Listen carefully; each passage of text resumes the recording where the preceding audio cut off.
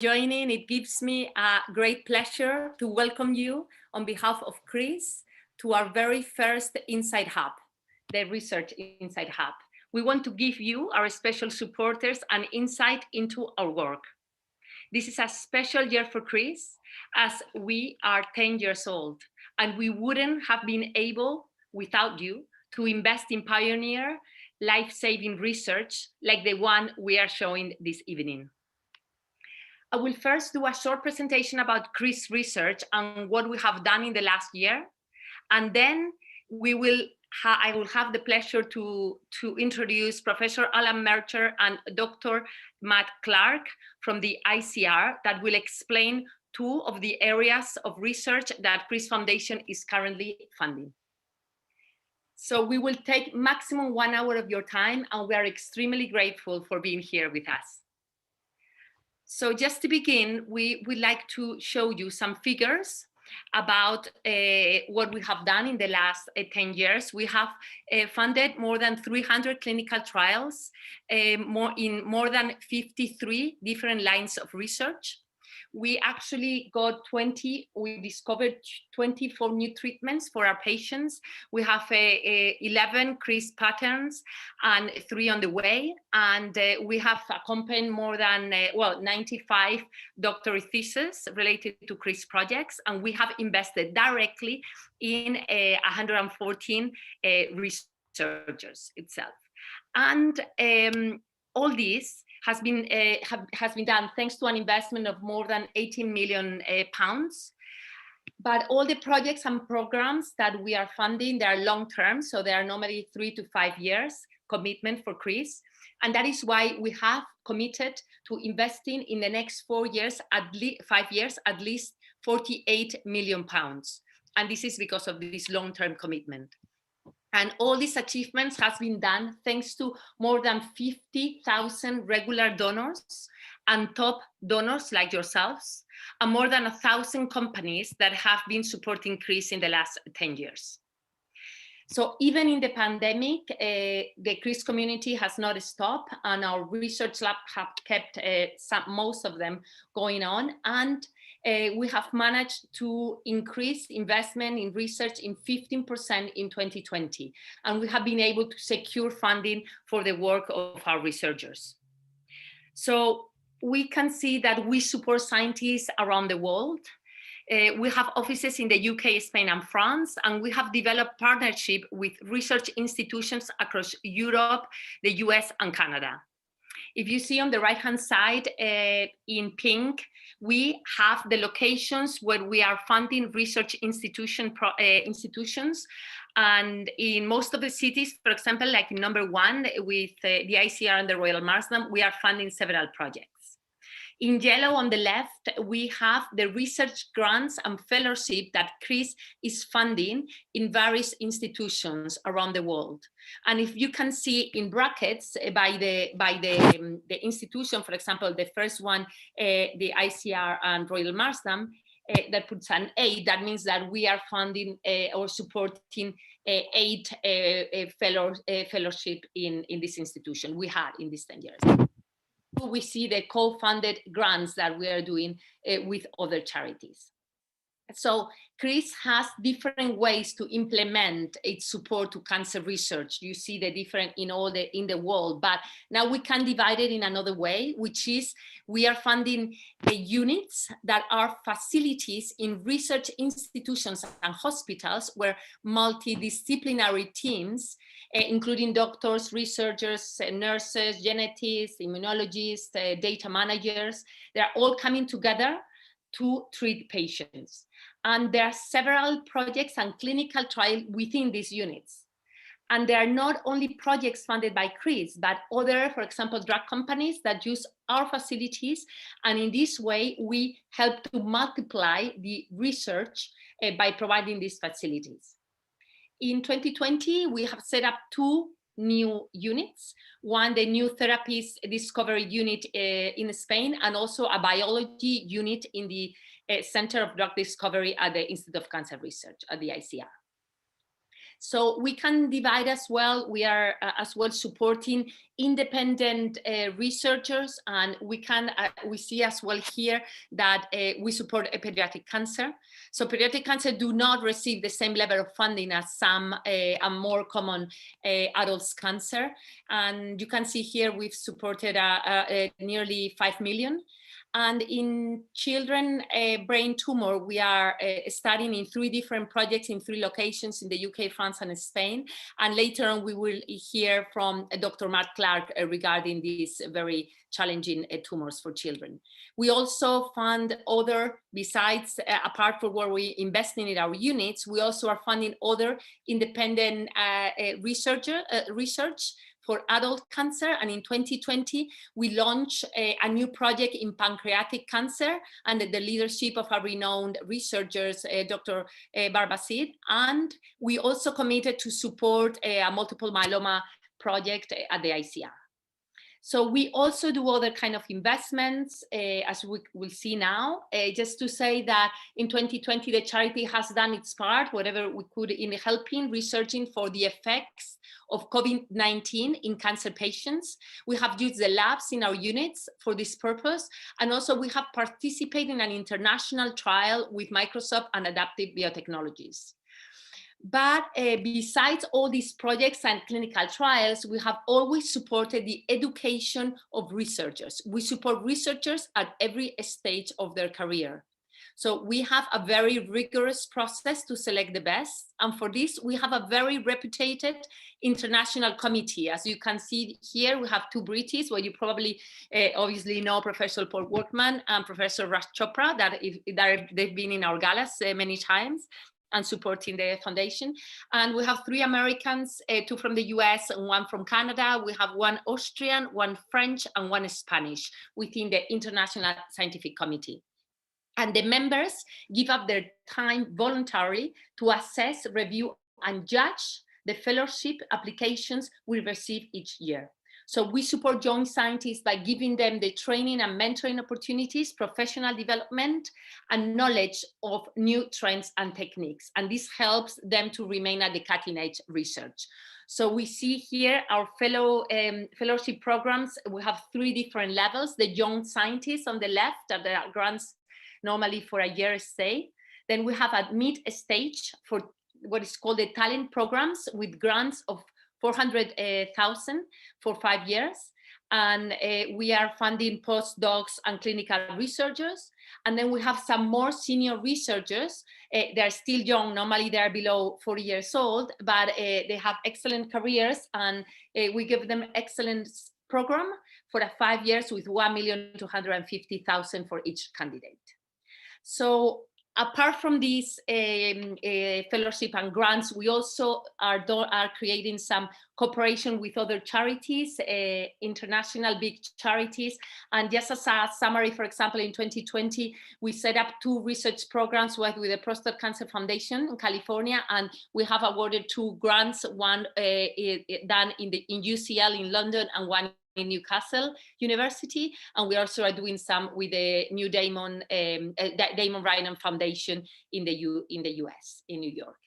So just to conclude, we have established many valuable partnerships in different countries. In the UK currently, all our funding goes to the projects at the Institute of Cancer Research. You all know the ICR and Royal Marsden are the first cancer research group in Europe and one of the most influential in the whole world, and we are very proud to partnership with them. And that is why it gives me a great pleasure to have 2 eminent scientists for the ICR speaking to us today. We have Professor Alan Mercer and Dr. Matt Clark. So now we'd like to welcome Professor Alan Mercer. You see here a very here the description of what his title, but he's a clinician and researcher, and he's a leading expert, as you can see, in translational immunotherapy in all types of cancer. So I hand over to you, Alan. Laura, thank you very much indeed. So if I may, I hope you can see my screen now.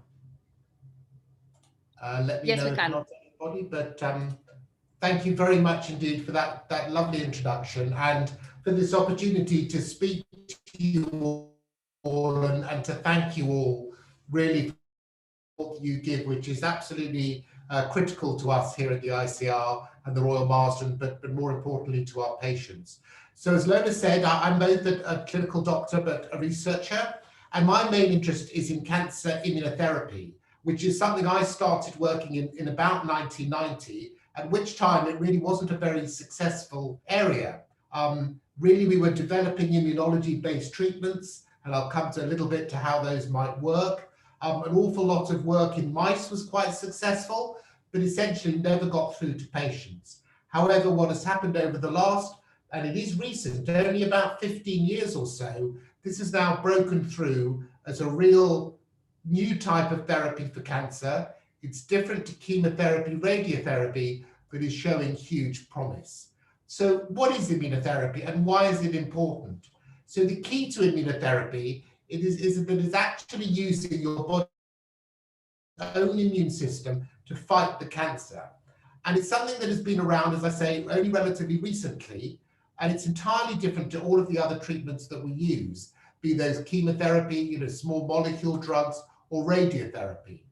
And what that means in practice, and what we're starting to learn about, is because immunotherapy is different, you can use it in combination with other therapies. And that is starting to look more and more the way forward. Now, when this all started about 15 years ago, the initial breakthrough really was in melanoma, a type of skin cancer, which was at that time impossible essentially to treat once it had spread. And then it moved on and immunotherapy showed benefit in lung cancer, but the speed and extent to which immunotherapy has grown and succeeded over the last 10 years is extraordinary. Kidney cancer, head and neck, as you can see, the list is growing, but critically, it really does not work for everything. And what we are all about is trying to understand why it works when it works, and possibly even more importantly, why it doesn't work when that's the case. And that's the whole point of the translational research that we are all about, which is about linking findings in the laboratory, but to real benefits for patients. So, is it going to, there we go. So just a little bit of the science, if you like, and I find one of the most useful ways to think about this is that what happens as a cancer starts to grow is that there is a battle between your immune system and the tumor. So at the very beginning, the tumor starts to grow, but the immune system sees it, recognizes it, and attacks it. But cancers are terribly clever, and they really evolve and change over time. And as that happens, they start to develop features which mean they can fight back at the immune system. So the battle which your body was winning starts to even up. And then eventually, of course, the tumor really does escape its immune control. And indeed, it's only at this point that we start to see the cancer, to diagnose it. And this process can be going on for a number of years. But what is really important is what this means is that your immune system has seen your cancer, it's not ignorant of it, and everything we try to do in immunotherapy is trying to push things back from escape to elimination. And that's the business that we are really in here. So how are we trying to do this within the ICR? So what we've done is to set up what we've called the Center for Translational Immunotherapy. Because what was happening, and I think is the case in many places, is there's a lot of fantastic work going on, but it's not necessarily very joined up across a big institution such as our own. So what we want to do is to bring this activity together, to coordinate it, and to really make sure that we benefit from each other, both in the laboratory and also going right through into the clinic and the number of clinical trials that go in across the Marsden. And that really does add, and is going very well, and with Chris' support included, to join up the thinking and to streamline and make the whole process more efficient and effective. And what we are particularly strong in is the clinical side of translation, if you like. So as you're going to hear from Matt and others, we do a lot of basic laboratory work, but I think we're the leading center really in terms of doing high quality trials, but also collecting samples from patients as they go through treatment. And we can analyze these samples now in enormous detail and try and therefore understand when we see immunotherapy working, what is happening biologically and what is happening when it doesn't. I should also say that along with my good friend and colleague Kevin Harrington, and again as a centre of excellence for this over many years, we have a particular interest in radiotherapy and immunology, and we are doing a number of trials where we're combining radiotherapy with immunotherapy. And again, that is something that is a little different and not widely practiced across the world. Very briefly, and the details don't matter, but this is really just a list of the themes that we've brought together in our Centre for Translational Immunotherapy. And they cover a range of techniques from the genomics to bioinformatics to pathology. And the clinical translation is the sample collection I've been talking about. But the key is that we've now set up these themes. They are all led by different people. Oversight of it all comes down to myself and a clinician called Andrew Furness, who works very much more in the hospital than the lab. But it's all about a team-based approach to generate useful data which we share, and also outside of the organization as well, to really try and push immunotherapy forward. And here is just in red, this just highlights some of the areas. I can't be comprehensive and don't have time for details, but this is what Chris is already supporting, and hugely grateful for that support. We are too. So I just want to give an example before we get to Matt. This is a guy called Dave Mansfield, and an example of the translational research that Dave does. He works with this extremely advanced microscope, essentially called a Vectra machine. And what it does is it measures with different fluorescent colors, different immune cells in treatments, different immune cells in tumors and how those change with treatment. And the take home here is that the number of colored dots in the tumor, when this is injected and treated with this particular virus in our case, relative to the controls, there are more colored cells when we treat than when we don't, which is a reflection of these immune cells rushing into the tumor when we give this treatment and essentially attacking and killing it. And this is the sort of equipment as which Dave needs and uses and applies to do these sorts of experiments. This one happened to be in a mouse, but he also looks at human tumors and samples, again, linking up the different ends of the business and the different types of research that we can do, all under this umbrella of our Centre for Translational Immunotherapy. Very briefly, another couple of examples. Again, not everything that Chris already supports.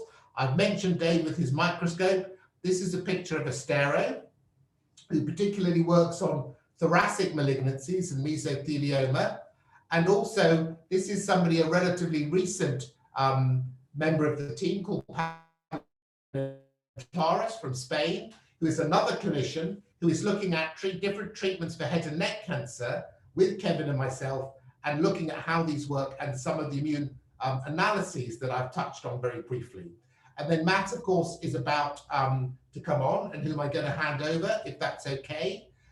Very happy to cover any questions. I don't know whether, Lola, you want to do this now or after Matt has spoken. Either way is fine by me. But finally, and very importantly, enormous thanks for all your support. We do hope we put it to the very best of use, and it makes a real difference to what we can do and what we can offer. Thank you.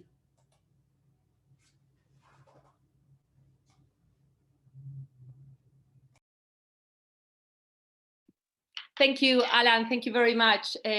Yes, we will have the Q&A after Matt's presentation.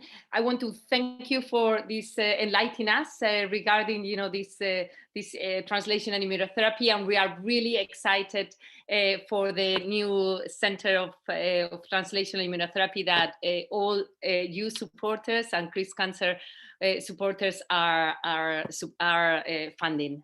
So now I hand over to Dr. Matt Clark, is a clinician and researcher and expert in children's brain tumor, also working at the ICR.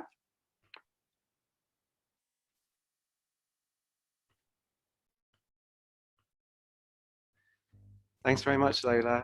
It's very nice to meet you all and a pleasure to be here tonight. And thank you very much for inviting me here. So as Lola says, my name is Dr. Matt Clark and I am a neuropathology registrar, a doctor working in London. But I'm also a member of the glioma team at the Institute of Cancer Research headed by Professor Chris Jones. And it's my pleasure to be able to talk to you tonight about our process of bringing the jigsaw pieces together and solving the puzzles of childhood brain tumours. So to give you a little bit of background, we specifically work with a group of tumours called high-grade gliomas, which can occur in both children and adults. But either way, they have an absolutely dismal prognosis. So from diagnosis, the survival is likely to be around 2 years. So an absolutely devastating disease to have a diagnosis either as an adult or as a child, and can be devastating for the family. These tumours can occur in any location within the brain and the spinal cord. And there are a couple of pictures of scans on the screen at the moment. And you can see the one on the left-hand side, this child has a tumour located in their brainstem or a particular part called the pons. And on the right-hand side, there is a tumour located in the cerebral hemispheres, the big parts of the brain on the surface. Now, the trouble with these tumours is that surgery is the gold standard of treatment for them. But tumours that are located in the brainstem, we cannot operate on those because they are very close to some of the important structures that are responsible for controlling our breathing and our heart rate as well. And any attempt at surgical intervention with those would be devastating for that patient. The tumours in the cerebral hemispheres are a bit more amenable to surgical intervention, but the trouble is, unlike with other organs of the body, we always like to take a nice rim of normal tissue away to make sure that we've got all the cancer cells out. But with the brain or spinal cord, if you take any normal tissue away, you're potentially leaving that patient with neurological problems, potentially unable to move their legs or their arms, or even unable to speak as well. And so we're really reliant on things like chemotherapy and radiotherapy to try and treat these more effectively. And that's why understanding more about them and developing targeted treatments is really important, particularly for young children, because giving chemotherapy and radiotherapy to children can actually have damaging effects on the brain tissue itself as well. So we need to minimize the damage that we're doing in treating these patients and try and use targeted therapies as best we can. Now, as I mentioned, these tumours can occur in both adults and children. And I just wanted to illustrate a little bit of the diversity of these tumours that they show. So if we were to look at take an example of a tumour, and myself as a pathologist, I look down the microscope at these tumours and look at the features of them. So here we've got a soup can. So some of the things I might look at this would be the shape and size of it, the colour of it, the font size, the font type, the size of the lettering. So I get an idea of the characteristics of that tumour. If I then get a group of adult and childhood high-grade gliomas and look at them, they all look very similar down the microscope. So they all have similar shapes, they have similar colors, similar sizes of the letterings, etc., like these soup cans here.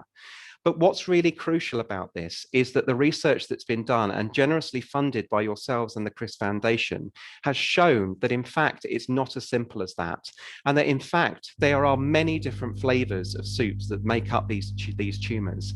There are different genetic characteristics that characterize them, and this picture here just illustrates this beautifully, that there is a diversity of high-grade gliomas. And that is important because up until now, those children and adults have been treated in the same way. But we now know that because of the different genetic makeups of those tumors, the same tumors cannot be treated in the same way. And so we need to understand more about these and develop better treatments in order to deal with these changes. Now, as I mentioned, I'm a doctor and I work as a pathologist, so I'm responsible for diagnosing brain tumours. And I'm based at the National Hospital of Neurology and Neurosurgery in London at the moment. But I represent a crucial link between research and the clinical setting. So for me, diagnosing these tumours also allows me to identify cases that potentially we can perform research on. So I can potentially identify and link in with material that can be sent to the research teams and processed in the labs. But it's crucial that we have the other side of things as well. And we need to make sure that that information that we're discovering through the research is translated back into the clinical setting as well. So the bridge works the other way. So the information that we discover in the research world goes back to the clinical teams looking after these patients to make sure that we are using cutting edge information and cutting edge treatments to make a difference to these patients. And one of the ways I can do that is I attend multidisciplinary team meetings, which are meetings where we have the surgeons, the cancer doctors, the oncologists, the radiologists who look at the imaging, and the pathologists, and the scientists now as well, where we all sit together and review the new cases that have come into the department. And I can then organize for members of the research team to attend the operating theatre to collect a small sample of tissue. And this is the crucial starting point, because from a tiny sample of tissue, perhaps only a few millimeters in size, we can get it back to the lab and we can start growing those cells in special flasks with special liquid to keep them alive, and better understand more about what is making those cells grow and how they behave so aggressively in those children as well. We can also freeze samples of that tumor as well. So it's almost like a time capsule of that tumor at the point of operation. And we can understand more about the genetic changes that are going on in those cells as well. And these are just two examples of some of what we call the cell models that we've developed. The one on the left-hand side showed cells growing in a flat along the surface of a flask, and the one on the right-hand side shows them floating in a flask in the liquid that we provide them, that provides all the food that they need to grow, and they're growing as balls floating in the fluid. But thanks to this investment in this time and this research, we now have close to 100 different models of this type of tumor, which is crucial for our network of collaborators, because we can help to disseminate these examples, these cases, so that work can be done abroad and internationally and with our national collaborators as well. So everybody is working together to the same end. Now, we are also very much in the age of molecular pathology. And years ago, it used to be that a pathologist such as myself would look down the microscope at a particular tumor, look at the features like we described with the soup cans earlier on, and make a diagnosis based on that principle. But we can now actually go a step further, and we go inside the cells and can take out the proteins and the genetic material within those cells to try and work out what is actually causing those cells to become cancerous and become so devastating in the patients. And the two pictures I'm showing on the screen at the moment are two tumors that have been taken from two children. Now, you can see that there are dark purple dots, and these represent the nuclei that are at the center of the cells. And then there's a lot of pink material that surrounds them. And this is the cytoplasm of the cells, where there are a lot of proteins and things circulating around, but also some of the tissue of the brain that they're actually invading into. And hopefully I can convince you from these two images, other than the slight change in the shade of them, they look very similar to each other. And as a result of that, those two children were given the same diagnosis of a high-grade glioma called a glioblastoma. But thanks to the molecular research in our team and our lab, funded by Chris, we were able to identify that, in fact, the tumor on the left-hand side has only one single change in its genetic information, whereas the one on the right has multiple different changes. And this is crucial because it means that although they look the same, genetically they're very different. And therefore, we can then use our research to a step further to identify what those changes in the DNA mean for those cancer cells, and which ones are actually the crucial ones that are driving the cancer cells to divide and continue to cause problems for the patients. And that is how we can then target them with specialist treatments as well. Now, I'm also now going to talk to you a little bit about an example of some of the work we do. But before that, just to give you a bit more information about the DNA, which I'm talking about. DNA is huge, so it's about 3 billion letters long. And it's groups of those letters have special functions to make certain proteins or other structures and things, chemicals that the cell needs to actually survive. And a lot of our cells in our body normally have DNA within them, but cancer cells also have that as well. But the trouble is, DNA being 3 billion letters long is so long that it won't fit in the cell. So it has to be wrapped around special structures, which we call chromosomes. Now, with that background, I want to tell you about a little story of a little girl who a few years ago, I was contacted by our collaborators in Italy. And this little girl was a baby, and she was diagnosed with a brain tumor at 36 weeks gestation. So she was diagnosed before she'd even been born. And a few days after birth, she underwent a biopsy of this tumor, and a small sample of this was sent to us. It had been diagnosed by the pathologist as a high-grade glioma, and so the prognosis, as I mentioned at the beginning, was 2 years. Now, I was able to take out the genetic material, the DNA from those cells, and I was able to look at it through looking at that code. We saw something very interesting about 2 chromosomes, chromosome number 12 and chromosome number 15.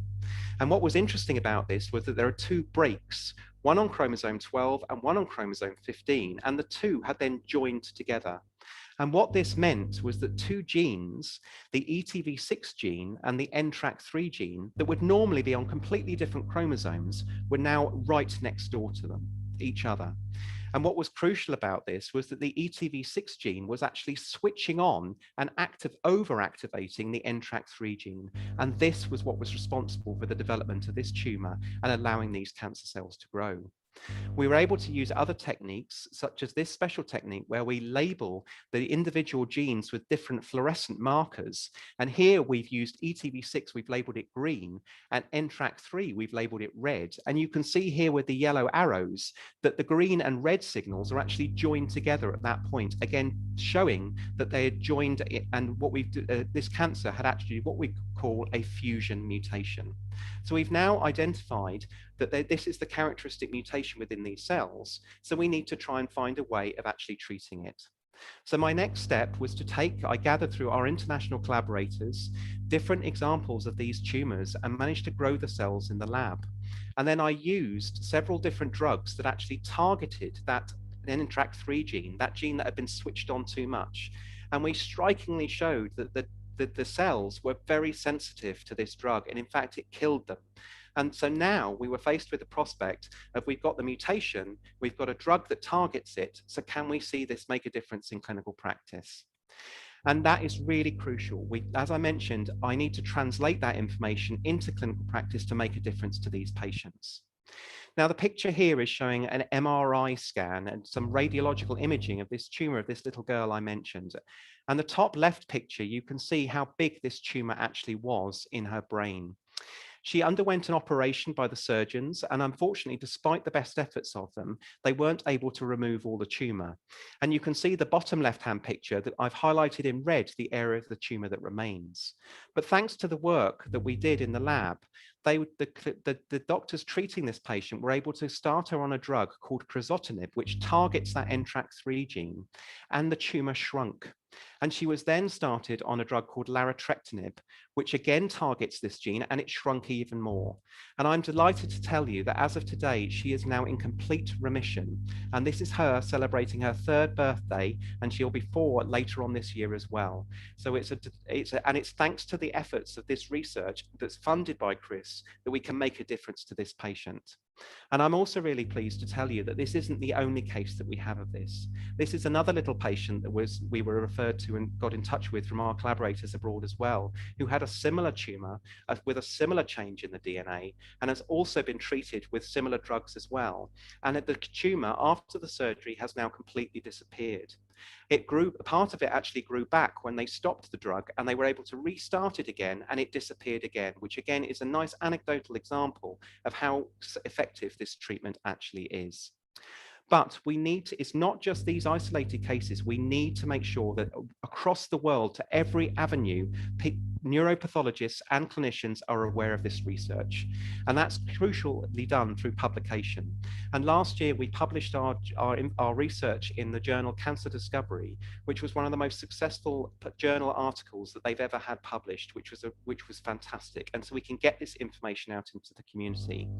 It's also now helped to develop a clinical trial with the CONNECT Consortium, a group of clinical groups all around the world. And I'm delighted to tell you that that trial has now opened using these different treatments in these examples of these tumors as well.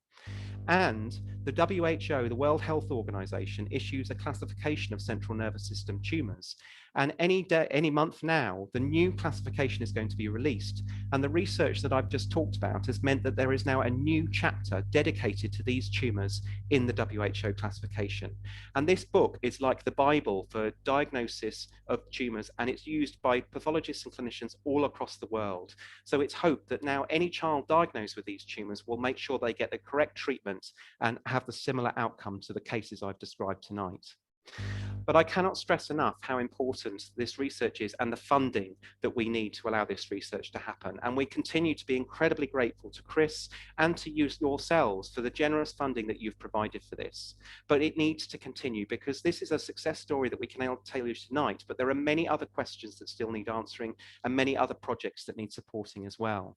And just to give you some examples of the costs of the work that's been done here, like I've talked about, to extract 50 samples of DNA from different tumors it costs 800.